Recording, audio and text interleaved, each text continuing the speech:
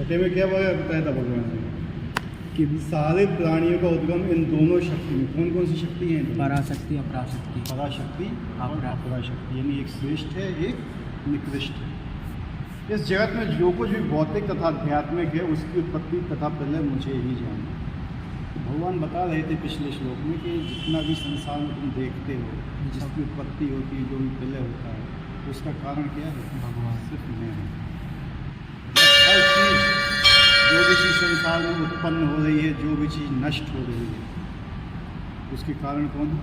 भगवान।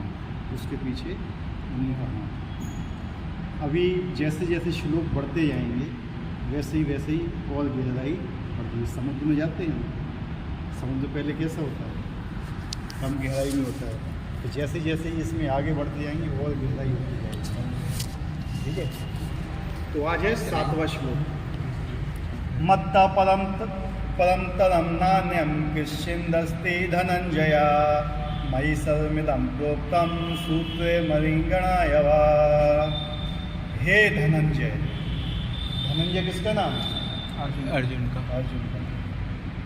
हे धनंजय, मुझसे श्रेष्ठ कोई सत्य नहीं। है। जिस प्रकार मोती धागे में गुंथे रहते हैं उसी प्रकार सब कुछ मुझ पर ही आश्रित है। भगवान ने यहाँ पे अल्टीमेट चीज़ बताई है। क्या बताइए अल्टीमेट चीज़?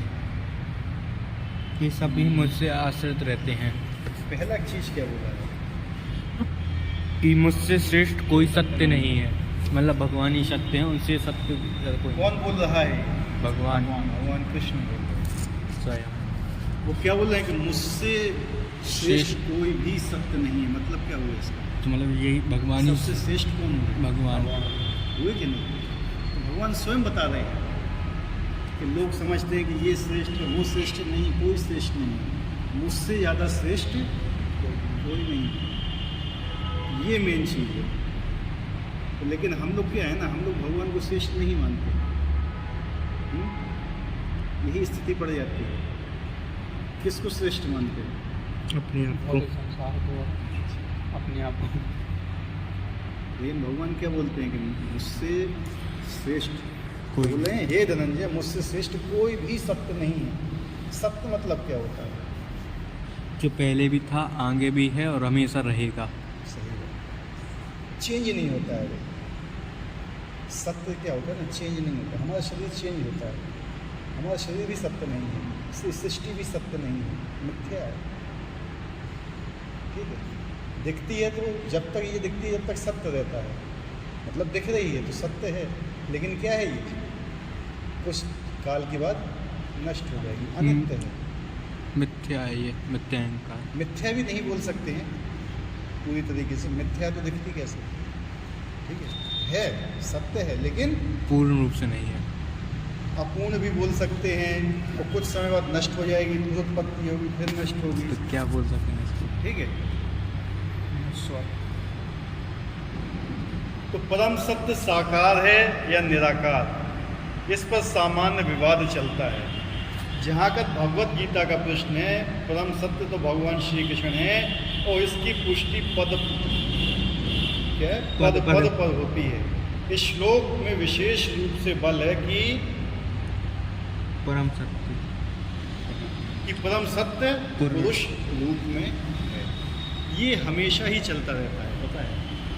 कोई बोलता है भगवान निराकार हैं, कोई बोलता है भगवान साकार हैं, है कि नहीं? तो क्या है वास्तव में भगवान? ये तो बताया जाएगा हमें 12वें अध्याय में। लेकिन अभी क्या समझते हो, भगवान निराकार हैं या साकार हैं या और कोई है? साकार। तुम लोग की क्या सोच है अभी? साकार है भगवान। अगर निराकार होते तो उनकी सेवा नहीं कर सकते थे, उनकी दोनों में विद्यमान। सही बात। दोनों भगवान निराकार भी हैं और साकार भी हैं, लेकिन किस हिसाब से आप देख रहे हो ये आपके ऊपर है। भगवान का जो व्यक्तित्व है वो साकार है, मतलब भगवान हमारे जैसे ही दिखते हैं, लेकिन निराकार रूप में उनके शरीर का तेज भी दिखता है। ठीक है, तो निराकार स्वरूप है। ये कंठी माला है, किस चीज़ की है? तुलसी माला है ना, धागा दिख रहा है? नहीं हैं? नहीं दिख रहा। दिख रहा है धागा? नहीं धागा है। भगवान ने आगे क्या बोला हुआ है? देखो इसी श्लोक में ऊपर, जिस प्रकार मोती धागे में गुथे रहते हैं उसी प्रकार सब कुछ मुष्पराशित। अगर ये धागा टूट गया तो क्या होगा? मोती बिखर जाएंगे। इस सारी माला है छिन्न भिन्न हो जाएगी, कुछ नहीं बचेगा। यानी हर चीज़ भगवान के ऊपर आश्रित है, हर चीज़, ईच एंड एवरीथिंग भगवान के ऊपर आश्रित है। जिस प्रकार मोती माले में गुथे रहते हैं, धागा तो किसी को दिखता नहीं है, जैसे कहते हैं फूल की माला है, मोतियों की माला है, धागे की माला कोई कहता है, लेकिन वो धागे पर ही टिके रहते हैं। अभी एक चीज़ बताओ, सबने साइंस पढ़ा हुआ है, जितने भी ग्रह घूम रहे हैं, जितने भी ग्रह चक्कर लगा रहे हैं, आकाश गंगाएं चक्कर लगा रहे हैं, इनको कौन मैनेज कर रहा है? साइंटिस्ट निकाल देते हैं कि इतनी स्पीड से घूम रही है, इतने दिन में कवर करी, लगभग क्या लगाते हैं वो? लगभग। और लगभग शब्द लगा है तो मतलब क्या है? अनसर्टेनिटी है, कभी भी यहाँ वहाँ हो सकती है। लेकिन भगवान की डिक्शनरी में अनसर्टेनिटी होती नहीं है। भगवान ने जो निष्कर्ष निकाल के उसको सेट किया है जिस धुरी पे, उसी धुरी पे वो घूमती है, न एक सेकंड इधर न एक सेकंड उधर। लेकिन साइंस आज तक पता नहीं लगा पाई। एक फल ऊपर से नीचे गिरता है, कौन सा नियम होता है? गुरुत्वाकर्षण नियम। गुरुत्वाकर्षण नियम। किसका नियम है ये? न्यूटन का। न्यूटन का नियम है? हाँ, कौन कौन बोला है न्यूटन का नियम है? साइंस के हिसाब से। हैं? न्यूटन का है ना? न्यूटन का थोड़ी ना है, तो नेचर का वैसे वो न्यूटन ने उसको अपना प्रतिपादित किया था उसको। देखो कि न्यूटन ने जब ये खोजा था तो उसके पहले फल नहीं गिरता था क्या नीचे? गिरता था। ठीक है, न्यूटन ने इसको खोजा था, इस नियम को बनाया नहीं था। बात दोनों चीज़ है। न्यूटन ने डिस्कवर किया था, उससे पहले तो हमारे वेदों में डिस्कवर हो चुका था बहुत पहले। लेकिन न्यूटन ने क्या है, जो हम पढ़ते उसको न्यूटन ने डिस्कवर किया था, बनाया नहीं था नियम। ठीक है, जितनी भी चीज़ें संसार में जो नियम चल रही हैं, बनाने वाला कोई दूसरा है। ठीक है, वो खोजने वाला कोई दूसरा है। तो खोजने वाला है कि उसको अपना ठप्पा लगा देता है। जबकि न्यूटन ही बोलता है कि मतलब जो ये नियम मैंने दिए हुए हैं, ये भी जो मैं बता रहा हूँ ये भी पूर्ण नहीं है। ठीक है, इससे बहुत आगे है ये। आइंस्टीन भी यही बताता था, ये सब चीज़ जो हमने बताई हुई है ये वास्तविकता नहीं है, वास्तविकता तो उससे कहीं आगे है। ठीक है, हम लोग कितनी डायमेंशंस में जीते हैं? तीन ही है, 4 डायमेंशन में जीते हैं। कौन सी चौथी? टाइम। ठीक है, लेकिन महाभारत के समय में 247 डायमेंशंस थी। समझ रहे हो कितनी डायमेंशंस? इतना तो साइंस खोज भी नहीं पाएगी। ठीक है, बताते हैं कि आयाम बोलते हैं 247 शायद 248 आयाम, उसमें युद्ध हुआ था महाभारत। ठीक है, कैसे उड़ते थे उन लोगों के प्लेन्स? ना तो उनमें कैरोसिन हुआ करता था, ना एफकेट हुआ करता था, ना पेट्रोल तो डीजल तो उसमें पड़ता ही नहीं। कैसे उड़ा करते थे? कैसे एक ही जगह रुक जाते थे? वो साइंस थी जो बताई नहीं जाती है आज। ठीक है, वास्तविक साइंस है वेदों में। ठीक है, वहाँ से लोगों ने क्या है खोजा, इसको निकाला, लेकिन समझ कितना पाए? जितना भगवान उनको बुद्धि दी समझने की, बस। ठीक है, लेकिन वेदों में अथाह ज्ञान भरा पड़ा है, लेकिन जिनको निकालना चाहिए वो भी उससे नहीं निकालते। ठीक है, इस श्लोक में विशेष रूप से बल है कि परम सत्य पुरुष रूप है, मतलब भगवान क्या है? पुरुष के रूप में है। इस बात की कि भगवान ही परम सत्य है, ब्रह्म संहिता में भी पुष्टि हुई। ईश्वर परमः कृष्ण सच्चिदानंद विग्रह, परम सत्य श्री भगवान कृष्ण ही हैं जो आदि पुरुष हैं। आदि पुरुष, इनसे पहले कोई नहीं था। यही आदि पुरुष हैं। अब यहाँ पे भी लोग बोलते हैं नहीं, इनसे भी आगे कोई होगा, बोलते हैं लोग। लेकिन कौन बोल रहा है ये? कोई साधारण व्यक्ति नहीं बोल रहा है। कौन बोल रहा है ये? स्वयं ब्रह्मा जी, जिन्होंने उनको देखा है, आदि पुरुष। हम लोग के अंदर क्या है ना, जब हमें वेदों की चीज़ बताई जाती है ना, तो हमारे अंदर एक दुविधा आती है, ये कैसे हो सकता है। लेकिन जिस समय तुम मैथ पढ़ते हो ना, उस समय कभी तुम टीचर से पूछा कि ये 0 कहाँ से आया, 1 कहाँ से आया? मानते हो, लेकिन मानते हो कि नहीं मानते हो? तो ये क्या है बताइए। जब वेदों में किसी चीज़ को सिद्ध करने के लिए कोई चीज़ मानी जाती है तो हम उसको नहीं ग्रहण करते, लेकिन जब वही चीज़ हमें मैथमेटिक्स या साइंस में पढ़ाई जाती है तो हम उसको मान लेते हैं। इसके पीछे क्या कारण है? हमारी चेतना पहले से दूषित है कि हमें वेदों पे विश्वास नहीं है। मतलब हमें विश्वास किस पे? जो साइंस बता रही है, जबकि वैज्ञानिक ही अपूर्ण है, उनकी बुद्धि भी अपूर्ण है। कहीं कोई क्वेश्चन लगाते हो, माना वो कि एक आदमी x दिन में काम करेगा तो 2 आदमी x/2 दिन में काम करेंगे, होता है? क्यों मान रहे हो? क्या ज़रूरत है मानने की? है कि नहीं? इसी प्रकार जब हम ये बोलते हैं कि मैं शरीर नहीं आत्मा हूँ, तो किसने देखा? ये नहीं बोलोगे कि x को किसने देखा। इसको कहते हैं द्वेष। क्या बोलते हैं इसको? द्वेष भावना बोलते हैं, भगवान के प्रति द्वेष। मतलब जो हमें वेदों में कोई चीज़ समझाई जा रही है कि इसको मानिए, इसको ऐसा मान के चलो तो तुम्हें समझ में आएगा, हम वो नहीं मानेंगे। लेकिन जब हमें मैथमेटिक्स में बोला जाएगा या साइंस में बोला जाएगा कि इसको मान के चलो, तो हम तुरंत मान लेंगे। हैं? यही होता है कि नहीं होता है? -1 का अंडर रूट क्या होता है? आई, इमेजिनरी है, पढ़ा होगा इंटर में। I² -i का स्क्वायर बराबर 1 होता है। क्या होता है?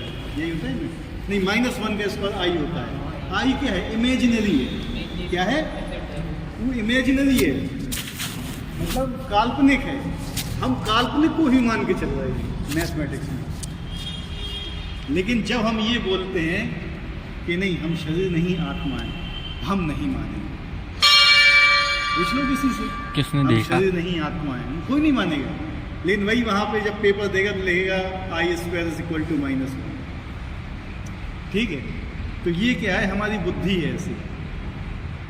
हमारी बुद्धि को इतना ज़्यादा दूषित किया हुआ है कि हम मानने को ही रेडी नहीं होते। इतने ज़्यादा हम संस्कारों से घिरे हुए हैं। अगर हम प्रॉपरली हरे कृष्ण महामंत्र का जाप करते हैं तब हमें इन चीज़ों पर विश्वास होना चालू होता है। अन्यथा हर आदमी इस पर विश्वास नहीं, क्योंकि चेतना ही नहीं है विश्वास करने की। इसलिए जब ये बोला जाता है कि कृष्ण ही आदि पुरुष है, तो भी विश्वास नहीं होता है कि नहीं? क्यों? क्योंकि हमारी चेतना भी बहुत डाउन है। लेकिन ब्रह्मा जी की चेतना हमारे जैसी नहीं है। इस भौतिक ब्रह्मांड में सबसे उच्च चेतना ब्रह्मा जी की। इसमें भौतिक ब्रह्मांड में सबसे श्रेष्ठ चेतना उनकी, और वो बोल रहे हैं कि कृष्ण ही आदि पुरुष है, उनका उद्गम कोई नहीं है, समस्त कारणों के कारण है वो, उनने देखा हुआ है, फिर भी हम नहीं मानते। और जो हमारी गुरु परंपरा में है, सबसे पहले भगवान है, भगवान के बाद आता है किसका नाम? ब्रह्मा जी आता है ना। भगवान ने किसको ज्ञान दिया? ब्रह्मा जी को। और हम अपने गुरु आचार्यों की बात ही नहीं मान रहे हैं, तो गुरु अवज्ञा। क्या है? गुरु अवज्ञा। समझिए तो सीधा। तो कहाँ से उन्नति होगी? ब्रह्मा जी स्वयं बोल रहे हैं कृष्ण आदि पुरुष हैं, तो हम कहते हैं कि नहीं। समझ रहे हैं? तो मेन चीज़ है, ज़्यादा जो भक्ति है, जो अध्यात्म मार्ग है, बहुत कठिन नहीं है, बहुत इजी मार्ग है। लेकिन कठिनाई हमारे अंदर है कि हम उसको विश्वास नहीं करते, हमें उसके ऊपर श्रद्धा नहीं है। एक गुरु बोलता है जिसने अपना जीवन लगा दिया पूरा आध्यात्मिक मार्ग में चलने के लिए कि तुम मेरे हिसाब से चलो, मतलब जो गुरु परंपरा के हिसाब से तुम भगवत धाम जाओगे। हमें उसके ऊपर विश्वास नहीं होता है। लेकिन एक व्यक्ति जो ट्रेन का ड्राइवर है उसके ऊपर विश्वास हो, चलो हम टिकट ले लेते हैं, हम दिल्ली पहुंच जाएंगे, ठीक है। एक नाई के ऊपर विश्वास हो जाता है हमें कि हमारा गला नहीं काटेगा, लेकिन एक गुरु के ऊपर हम विश्वास नहीं करते।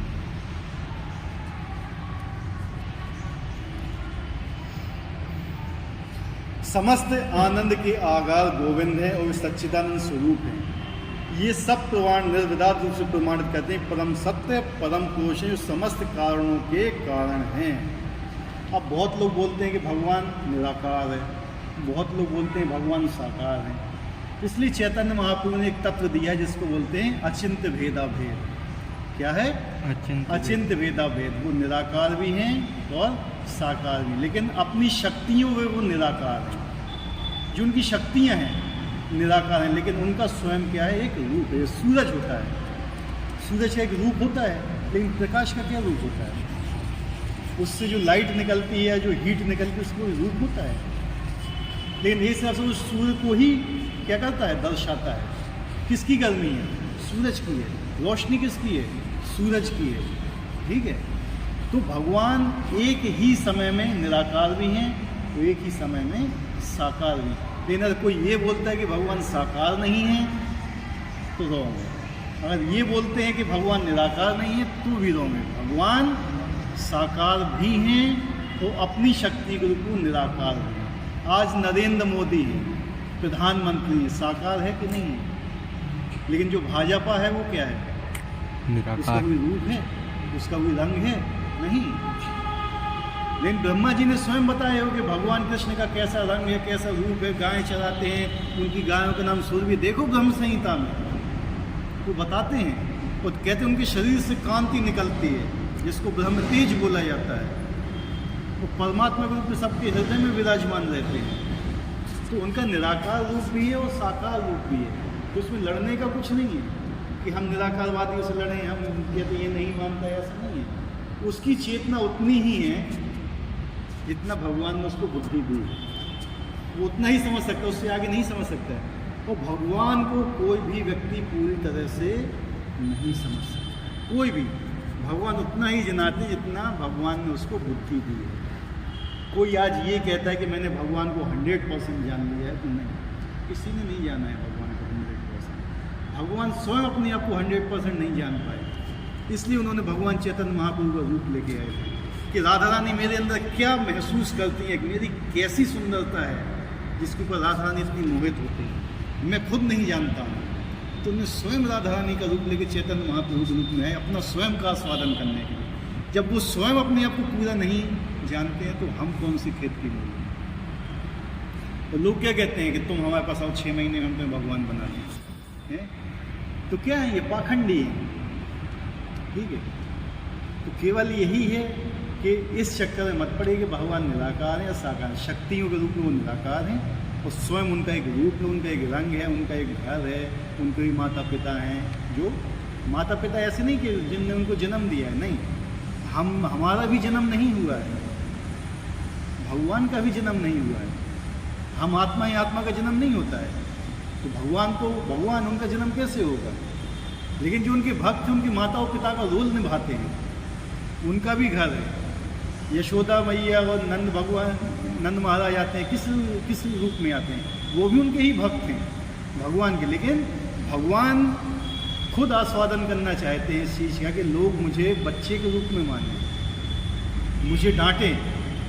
जो वैदिक नियम होते हैं, जो वेदों में जो बताया गया है ना, उसमें भगवान की वैदी भक्ति बताई गई है। कौन सी?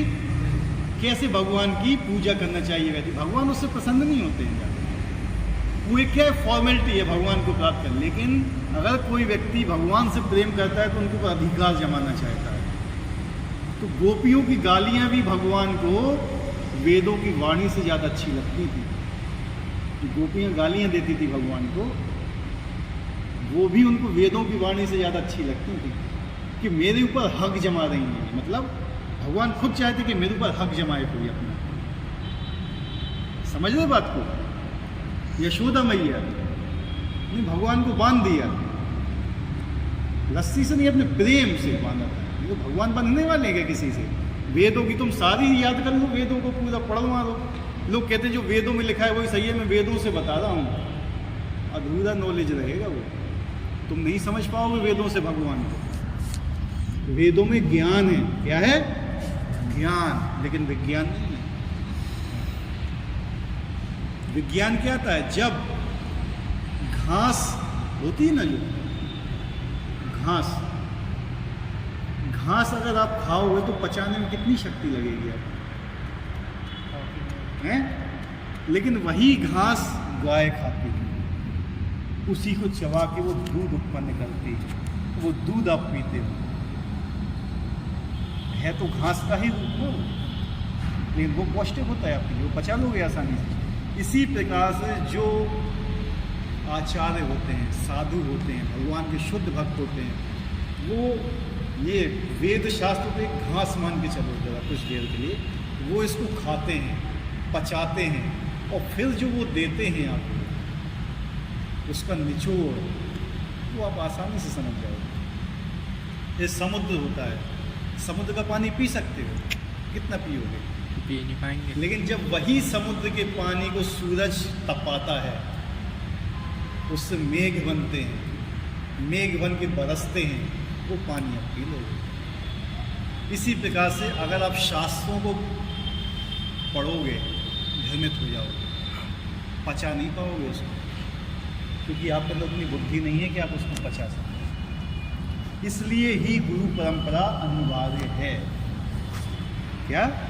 गुरु परंपरा। लोग कहते हैं कि बाजार की सारी उठा के मैंने पढ़ ली, शास्त्र में ये लिखा हुआ मैं तो यही मानूंगा, यह शास्त्र में लिखा हुआ है, कहाँ गलत है? शास्त्र की वाणी गलत नहीं हो सकती, लेकिन जो व्यक्ति गुरु परंपरा में है उसकी वाणी उससे भी ऊपर होती है, तो वेदों से भी ऊपर होते हैं वो।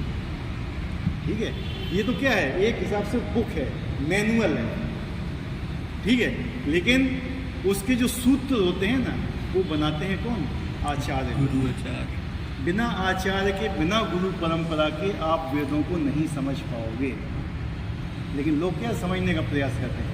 एक चीज़ बताओ, जब आप बीमार होते हो तो आप दुकान पे जाके यही बोलते हो कि मुझे दवाई दे दो, या डॉक्टर के पास जाते हो, या MBBS की बुक उठा के पढ़ते हो कि MBBS की बुक उठा के पढ़ रहा हूँ, देखता हूँ कहाँ ये सिम्टम है, फिर मैं जाके बाजार से गोली ले लूँगा, या डॉक्टर के पास जाते हो?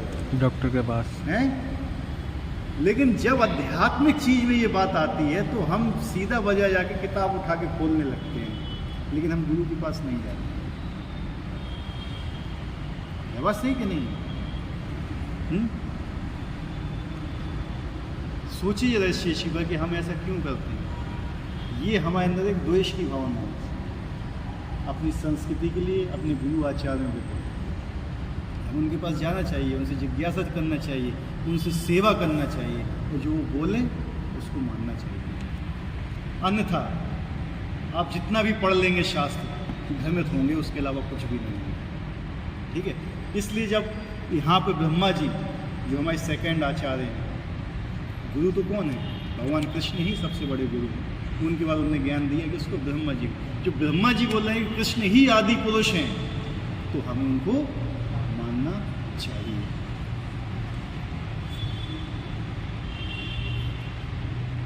ये सब प्रमाण निर्विवाद रूप से प्रमाण करते हैं कि परम सत्य परम पुरुष है, जो समस्त कारणों का कारण है। फिर भी निरीश्वरवादी श्वेता उपनिषद में उपलब्ध वैदिक मंत्र के आधार पर तर्क करते हैं भौतिक जगत में ब्रह्मांड के आदि जीव ब्रह्मा को देवताओं, मनुष्यों तथा निम्न प्राणियों में सर्वश्रेष्ठ माना जाता है। किसको माना जाता है सर्वश्रेष्ठ? ब्रह्मा जी को। देवताओं में भी, मनुष्यों में भी, और निम्न प्राणियों में सबसे श्रेष्ठ कौन है? ब्रह्मा जी हैं। किंतु ब्रह्मा के परे एक इंद्रियातीत ब्रह्म है, जिसका कोई भौतिक स्वरूप नहीं होता, जो समस्त भौतिक कल्मश से रहित होता है। जो व्यक्ति उसे जान लेता है वह भी दिव्य बन जाता है, किंतु जो उसे नहीं जान पाता वे सांसारिक दुखों को भोगते रहते हैं। तो हमारा यहाँ आने का प्रयोजन क्या है? भगवान को जानना। भगवान बोलते हैं कि मुझे कोई नहीं जान सकता है। समझ रहे? ब्रह्मा जी की भी जो शरीर होता है, कोई 5-8 तत्व होते हैं ना, जो पृथ्वी, अग्नि, जल, वायु, आकाश, उसमें कोई एक प्रधान तत्व होता है, उससे बना होता है, मतलब वो भी भौतिक ही होता है।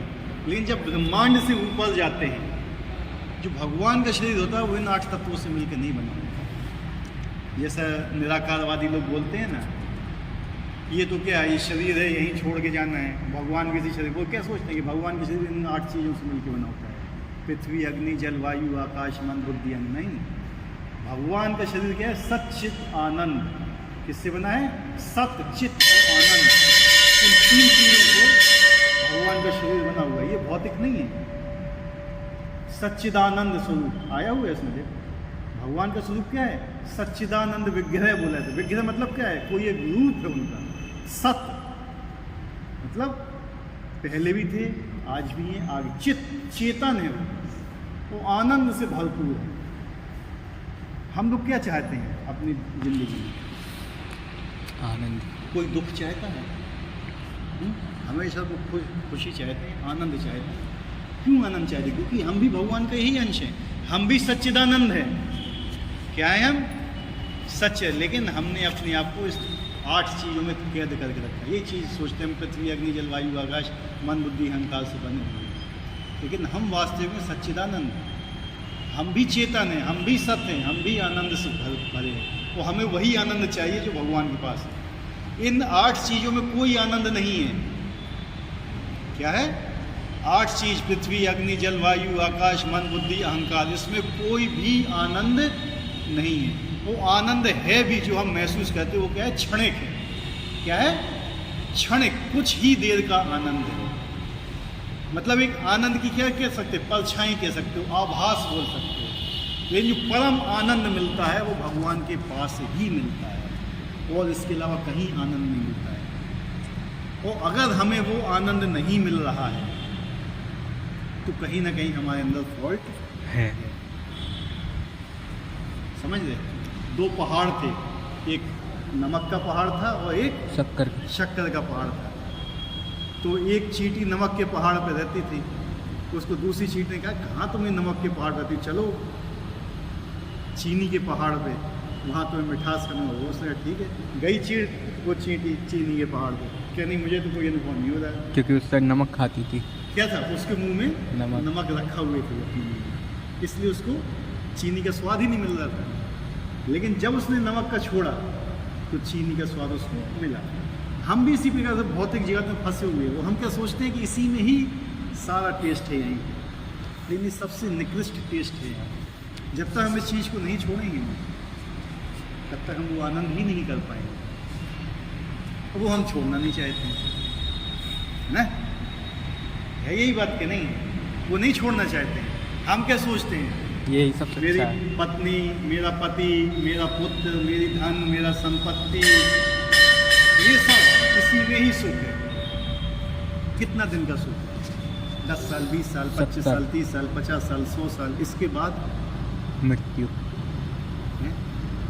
कि पत्नी साथ में जाएगी, पति साथ में जाएगा, बच्चे साथ में जाएंगे, धन संपत्ति साथ में जाएगी, हैं?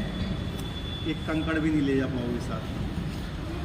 एक कहानी तो बताई थी आपने। कहते हैं कि हमारे पास 100 एकड़ ज़मीन है, 100 बीघा ज़मीन है, 500 बीघा ज़मीन है, एक कंकड़ भी नहीं ले जा पाओगे साथ में। और जो ले जाओगे वो करना नहीं चाहते। इसको कहते हैं कि बुद्धि मारी गई है, विनाश काले विपरीत बुद्धि। इसको बोलते हैं, इसको बोलते हैं माया। सब कुछ हमें मालूम है लेकिन हम अनजाने कर रहे हैं। हम करना नहीं चाहते, मूर्ख बोलते हैं ऐसे लोग। एक होता है अज्ञानी, जिसको कुछ मालूम नहीं रहता है, वो गलती करता है तो ठीक है। एक छोटा बच्चा है, अगर रोड पे राइट साइड में चल रहा है, उसका एक्सीडेंट हो गया तो बच्चे की गलती नहीं मानी जाएगी, छोटे बच्चे की। क्यों? उसको नहीं मालूम है, अज्ञानी है वो। लेकिन वहीं तो मोटरसाइकिल चला के जाओ, राइट साइड में ठुक जाएगा तो सीधा अंदर भी आएगा और फाइन भी लगेगा। क्यों? क्योंकि तुम मूर्ख हो, तुम्हें मालूम है कि ऐसा नहीं करना चाहिए, फिर भी तुम कर रहे हो। तो वास्तव में हम अज्ञानी नहीं हैं, क्या है? मूर्ख। ये दोनों चीज़ समझ के चलो, अज्ञानी क्या होता है, मूर्ख कौन होता है। तो यही यहाँ पे मेन चीज़ बताई जाएगी। भगवान का जो शरीर है सच्चित आनंद है, निराकार नहीं है। सच्चिदानंद विग्रह, सच्चिद आनंद विग्रह। विग्रह मतलब क्या होता है? कोई एक स्वरूप है उनका। तो भगवान क्या बोलते हैं कि मेरा ही स्वरूप है, जैसा तुम्हारा है वैसा मेरा स्वरूप है। उनके भी 2 हाथ हैं। देखा भगवान कृष्ण के कितने हाथ हैं? 2 हाथ हैं, 4 हाथ तो नहीं है ना उनके। वो विष्णु जी की है 4 विष्णु जी के 4 हाथ हैं, ठीक है। जो भगवान कृष्ण का स्वरूप है वही हमारा स्वरूप है, ठीक है। लेकिन प्रभु जो उनका मतलब ब्रह्मांड कौन सा रूप दिखाया था उन्होंने जो अर्जुन को, उसमें तो कई हाथ थे, कई वो दूसरा रूप है। भगवान के बहुत रूप हैं, भगवान की शक्ति थी एक, ठीक है। उसको विराट स्वरूप बोलते हैं भगवान का, सबसे ठीक है। हाँ उसमें सारे वो नहीं है भगवान का असली रूप। इसलिए अर्जुन क्या बोल गया था, अर्जुन डर गया था। मैं कहता भगवान अपने बाप से उसी रूप में आइए आप। वहाँ पे रह के तो उसकी सारी भक्ति चौपट हो गई थी। तो पूछने लगा था, हे मैंने तुम्हारे साथ बहुत गलती की है, मैंने ये बोला, मैंने वो बोला, मुझे क्षमा करो। भगवान के सारा रस खत्म हो गया। अब तो वापस अपने 4 हाथ में, फिर वापस 2 हाथ में आए, तो फिर मित्र जैसा। भगवान भी चाहते कि हमारा मित्र हो कोई, भगवान भी चाहते हमारा पिता हो कोई, भगवान भी चाहते हमारा पुत्र हो कोई। भगवान भी इन चीज़ का आनंद लेना चाहते हैं, हम भी इन चीज़ का आनंद लेना चाहते हैं। तो क्यों ना भगवान को अपना मित्र बनाए, भगवान को अपना पिता बनाए, भगवान को अपना पुत्र बनाए, जो कभी नाश नहीं होगा। ये हमेशा के लिए है। हमारे पिता तो चले जाएंगे, लेकिन जिसने भगवान को पिता बना लिया। मीराबाई क्या बोलती थी, मीराबाई ने अपना सिंदूर नहीं पूछा था। कहता कि भौतिक पति के मरने के कारण अपना सिंदूर थोड़े, मेरा असली पति वो है, उसका सिंदूर में धारण किए हुए वो कभी नहीं मरने वाला है, ठीक है। ये होती है भक्तों की। ये तिलक किस चीज़ का धारण होता है कि मेरा कोई स्वामी है, स्वामी है, कंठी भी स्वामी है, ठीक है। ये तिलक मेरा कोई स्वामी है। जैसे एक स्त्री मांग भरती है ना, हमारा भी तिलक होता है कि मेरा स्वामी है। वो मंगलसूत्र धारण करती है, हम भी कंठी धारण करते हैं, मेरा एक स्वामी है। जिस समय यमराज आता है ना, देखता है कि इसका एक स्वामी है, छुएगा नहीं, अंदर भी तो तिलक खा के ले जाएगा। अंदर जो तिलक लगते हैं उसका, अंदर जो तिलक लगते हैं, अंदर भी तिलक लगते हैं, वो हाँ। दिखते नहीं है ना। 13 तिलक लगाए जाते हैं, अंदर भी तिलक लगाए जाते हैं, तो उसका मतलब ठीक क्या है। है? वो भी होते हैं ना, वो भगवान की ही, भगवान के मंदिर ही ये सब एरिया जितने हम यहाँ तिलक लगाते हैं ना, ये भगवान के सब भगवान यहाँ विराजते हैं, पीछे भी हैं सब। इसलिए हम उनको प्रणाम करते हैं हर जगह। जैसे ओम केशवाय नमः, ओम नारायणाय नमः, ओम माधवाय नमः, ओम गोविंदाय नमः, ओम विष्णवे नमः, ओम मधुसूदनाय नमः, ओम त्रिविक्रमाय नमः, ओम वामनाय नमः, ओम श्रीधराय नमः, ओम ऋषिकेशाय नमः, ओम पद्मनाभाय नमः, ओम दामोदराय नमः, ओम वासुदेवाय नमः। हो गए पूरे। ये है भगवान क्या करते हैं, जब हम अपने शरीर में तिलक धारण करते हैं तो हम अपना शुद्धिकरण करते हैं। हमारे शरीर का क्या होता है, शुद्धिकरण होता है, उसमें शुद्धता आती है शरीर में। शरीर है क्या लेकिन हमारा पता है, एक मल बनाने की मशीन। क्या है, मल बनाने की मशीन, इससे ज़्यादा कुछ भी नहीं है। खाते क्या क्या हो, सब कुछ निकलता क्या है बाहर, मल वेस्ट, ठीक है।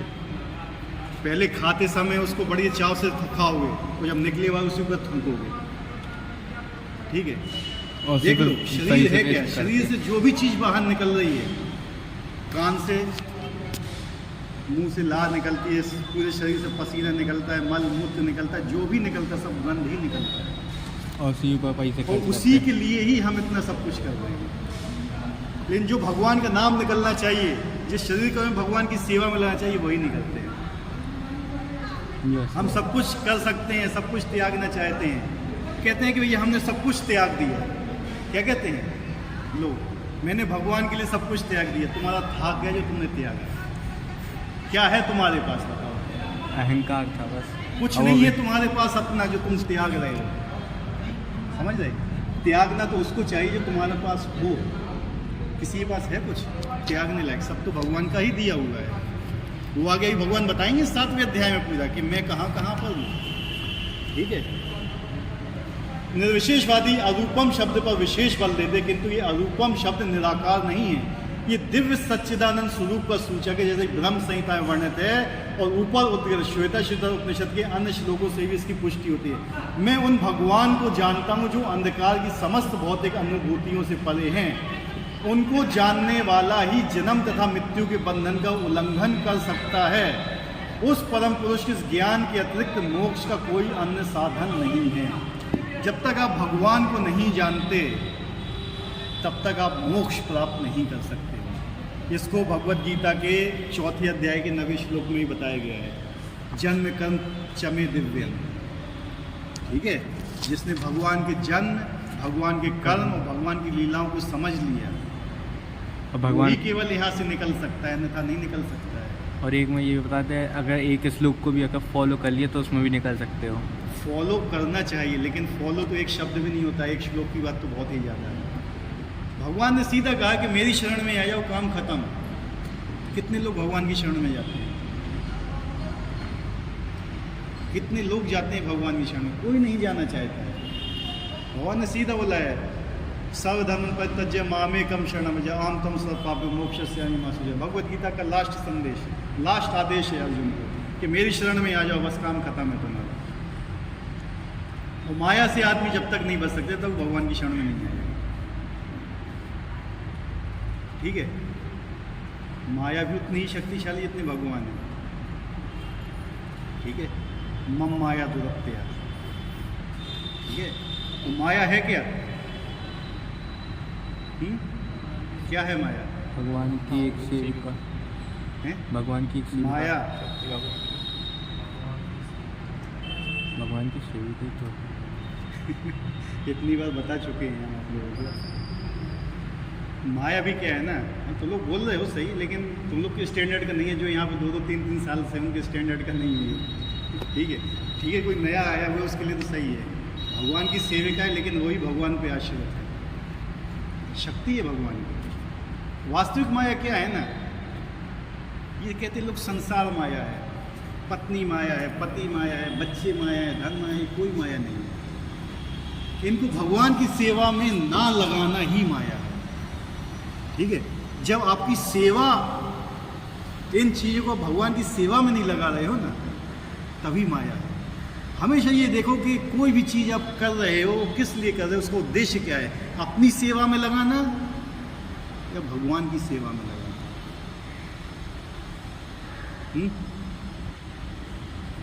अगर अपनी सेवा में लगा रहे हो तो समझ लो माया में फंसे हुए हो, और भगवान की सेवा में लग रहा है वो, माया में नहीं, निकले हुए हो माया से लगे। लेकिन जहाँ से भगवान की सेवा की भावना लगी, माया की सेवा में लगना चालू। क्योंकि हर जीव का एक क्या है, कर्तव्य, नित्य जो उसका स्वरूप है सेवा करना। हर जीव सेवा करता है, उसका काम ही सेवा करना है, चाहे वो माया की सेवा करे या भगवान की सेवा करे। देखो दुनिया में हर आदमी सेवा ही कर रहा है, चाहे कोई हो, चाहे वो अमेरिका का राष्ट्रपति हो, तो चाहे वो एक नौकर हो, सेवा कर रहा है। सर्विस, हम लोग भी भाग रहे हैं कि सर्विस लग जाए हमारी, ये सेवा के पीछे भाग रहे हैं, लेकिन जो वास्तविक सेवा है उसके पीछे नहीं भाग रहे हैं। वास्तविक सेवा है भगवान की सेवा। अभी नहीं कहते कि तुम नौकरी मत करो, ये मत करो, करो, लेकिन उसको भी भगवान की सेवा में लगा दो आप,